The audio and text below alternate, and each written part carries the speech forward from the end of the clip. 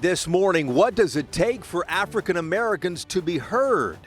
Two state reps, Republican James White and Democrat Carl Sherman, lay out the change that Texas needs to make. See something, say something. Shouldn't that apply to police officers as well if they see colleagues doing wrong? One legislator explains the bill she is already preparing. Governor Abbott and the DPS director put fault on outsiders and Antifa for the violence we witnessed. We'll talk about the political strategy behind the blame. And models show that coronavirus cases could quadruple in Dallas County over the coming months. Is the second wave of the pandemic underway? County Judge Clay Jenkins reveals what Dallas is now doing. Inside Texas Politics with Jason Whiteley starts now. Good morning. Lots to get to from across the state, but let's begin with the top political headlines in Texas. Governor Greg Abbott is calling on Republican leaders in two Texas counties to resign. The Republican county chairs in San Antonio and Corpus Christi shared Facebook posts saying that George Floyd's death was a staged event. The governor's office called the posts disgusting and for both chairs to step down. That's according to the Texas Tribune. President Trump is coming to Texas this week. He attends a fundraiser in Dallas on Thursday. Just a couple of dozen high-dollar donors will be allowed inside this event. And Senator John Cornyn might have it harder than he anticipated running for re-election. Only 37% of Texans say he is doing a good job. That's in a new Quinnipiac poll last week. 36% disapprove of Cornyn's work. He faces what now could be a close campaign for re-election. Governor Abbott said everything is on the table when it comes to addressing police brutality that African Americans have suffered for generations. But what is doable? What can get passed, actually? This morning, two state lawmakers are with us. State Rep James White, a Republican from Woodville, represents part of Southeast Texas close to Beaumont, and State Representative Carl Sherman, a Democrat from DeSoto, represents several cities in southern Dallas County. Gentlemen, good morning to you.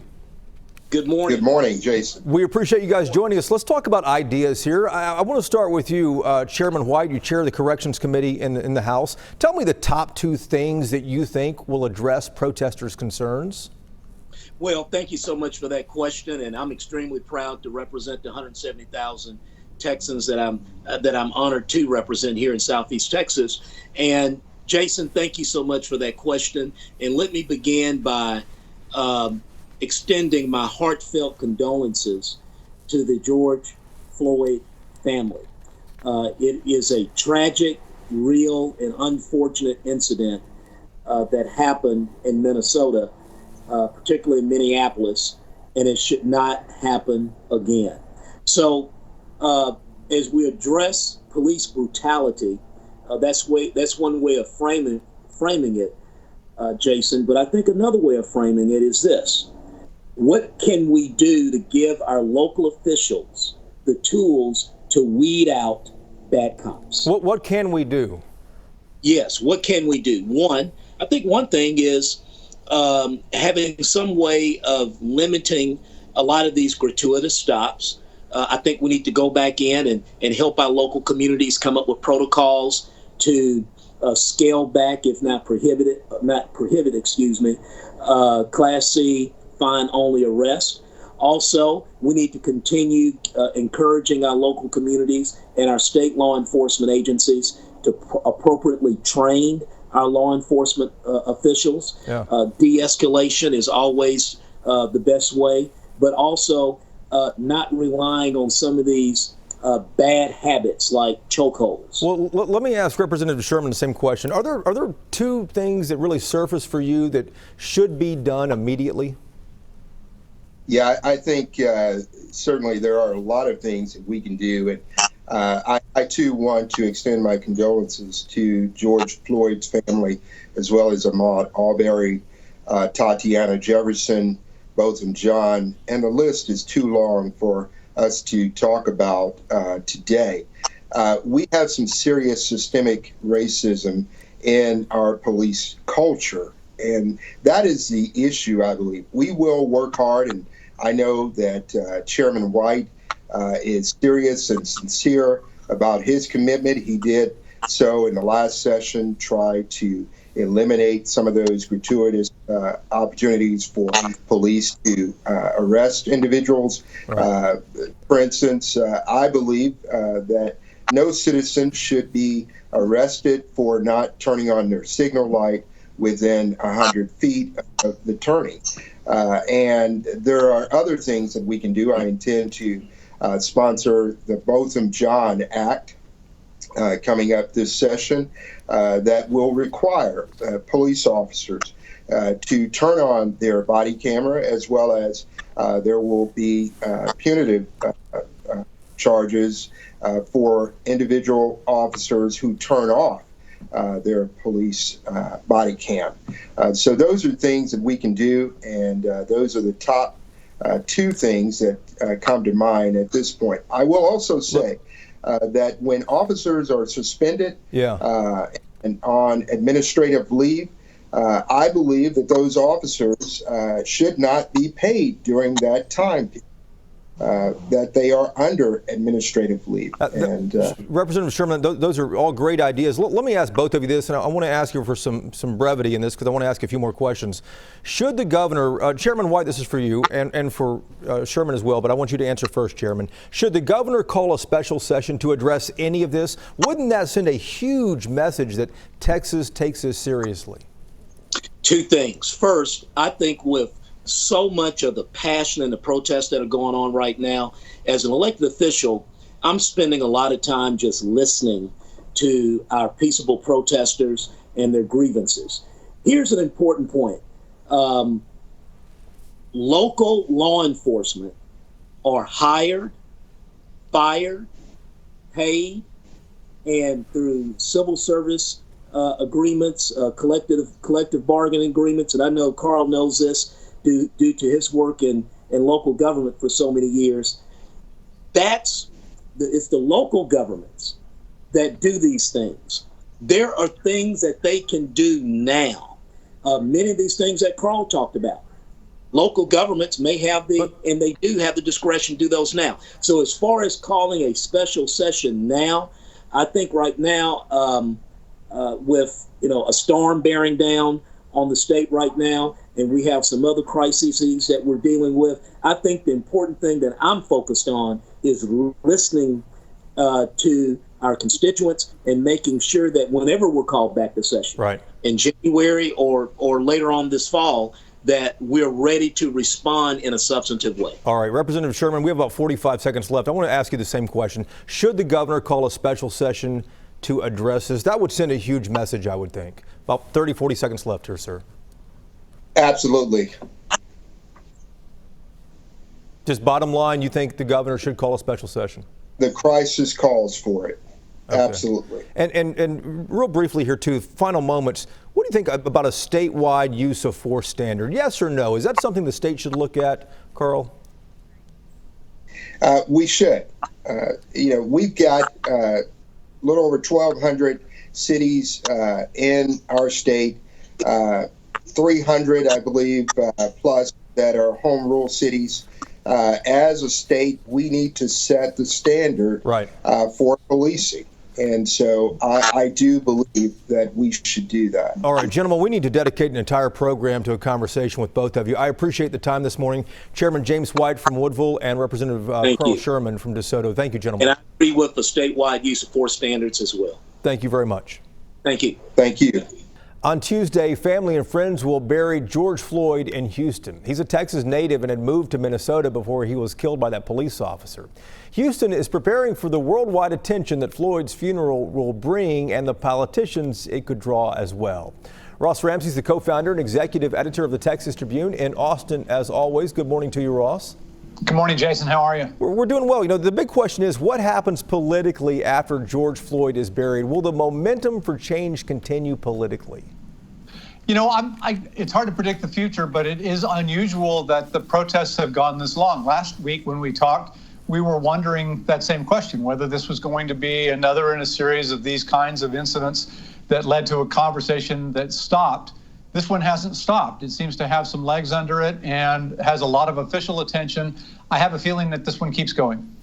Last week, we also saw President Trump threatening to send active duty soldiers into states if governors didn't stop the violence. But Governor Abbott in Dallas very carefully dismissed that without, dissing the president. Yeah, he was careful to sympathize and empathize with the protesters. He separated protesters from people committing violence or acts of vandalism, but he said he understood why they were out. He deplored the killing of George Floyd, and he didn't mention the president at all. But he did say Texas could handle Texas, and we wouldn't be asking for federal troops. Very careful two-step in there. All right, Ross, back to you in a moment. Thank you.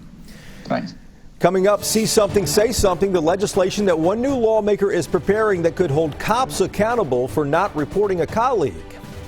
And cases of the coronavirus rising again in Dallas County. Modeling shows that cases could quadruple this summer.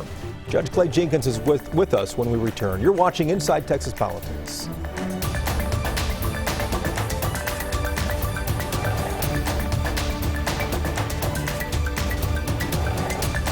As a journalist, protest signs always catch my eye, and one specifically struck me the other day. It said, "My skin is not a weapon." That is also the title of our latest podcast as well.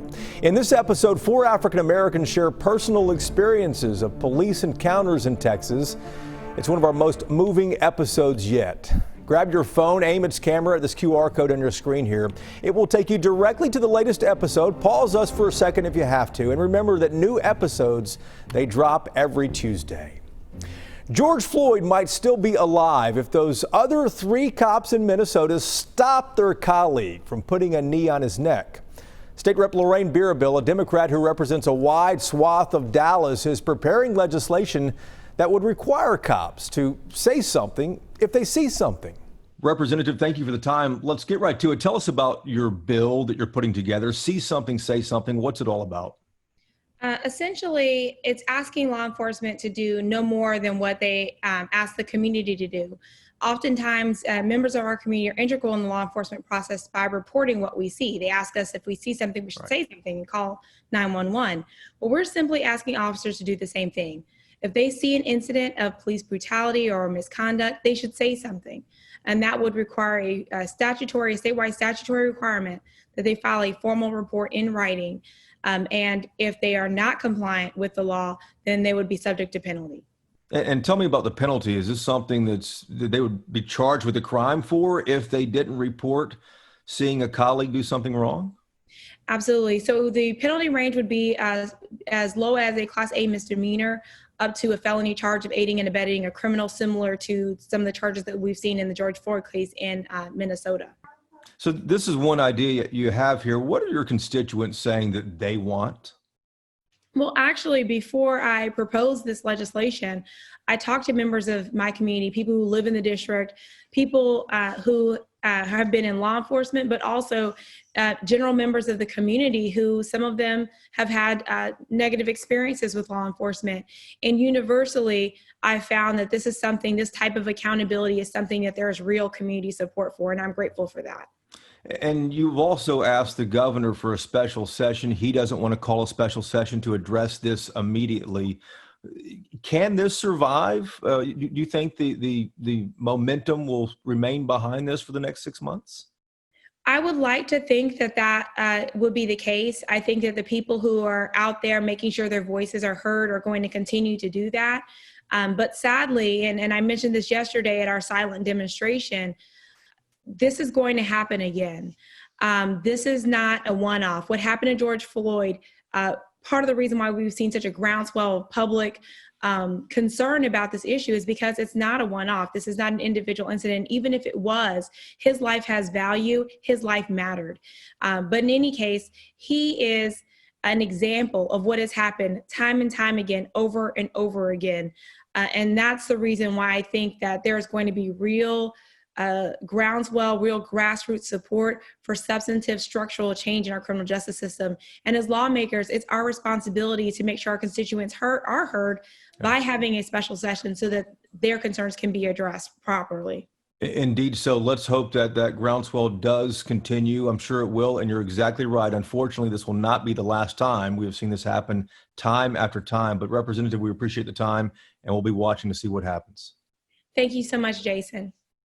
Now to the pandemic, and models suggest that Dallas County's cases of COVID could quadruple in the coming months. To slow the spread, County Judge Clay Jenkins said that Dallas is hiring a couple of hundred more people to trace everyone who came in contact with those who have the virus. Judge, first question for you. The county is more than doubling its number of contact tracers. What's the plan for everyone? Well, the plan is to make sure we have enough contact tracers to quickly find the close contacts of people who test positive for COVID, to get them isolated, to keep them and the community safe. Judge, do you expect that more contact tracers are going to lower the numbers of COVID cases we're seeing here? That's kind of the theory, but what's reality? That is reality. Everybody has an average of 12 contacts. That's what we're averaging as we do these cases. So if those 12 people go and they contact 12 more people and they're positive, then you've got a really big problem. If we can catch it fast and we tell the folks, hey, stay quarantine, stay away from people, self-isolate, then we can dramatically shrink the number of cases in the future. We have seen the number of cases, confirmed cases of COVID, increase over the last week, and 16 deaths one day last week. Is this the second wave right now? Well, we're not sure yet what happens there, but it's up to all of us to have control on that by making those smart decisions, avoiding those crowds, wearing that face covering as a sign of protection for yourself, but respect for your fellow person. When you're at stores, when you're on public transportation, and maintaining that 6-foot distancing and washing the heck out of those hands. If we can do that, we've got a good chance of keeping a grip on this. If we go out and we do everything that is legal and allowable, then we're trying to think of we're in bad shape. What kind of modeling have you seen, Judge, that might show when Dallas County would start trending down? Well, the modeling before the open Texas, we would already be trending down. That would have happened around May 15th. And so unfortunately, the modeling right now from UT Southwestern is that we will be going up to 800 cases a day if we do not change the way that we are, contacting one another. 800 cases a day. That's huge. I mean, we're running like 200 or so, 250 right now. Yeah. So you're seeing that happening. But it's really, it's up to us to focus on not what is legal, but what is safe. And you can find that information from local health experts at dallascountycovid.org. All right, Judge, thanks for the time. Thank you. Back in a moment with the Roundtable. This is Inside Texas Politics with Jason Whiteley. Time now for Reporters Roundtable. To put the headlines in perspective, Ross is back. Bud Kennedy is here from the Fort Worth Star-Telegram. And in for Bernadine this week is Chris Lawrence, the evening news anchor at WFAA in Dallas, who also spent a lot of time in D.C. in his career. But Ross, let's start with you. It seems that Republicans, the younger ones and the older ones, are kind of looking at these protests differently.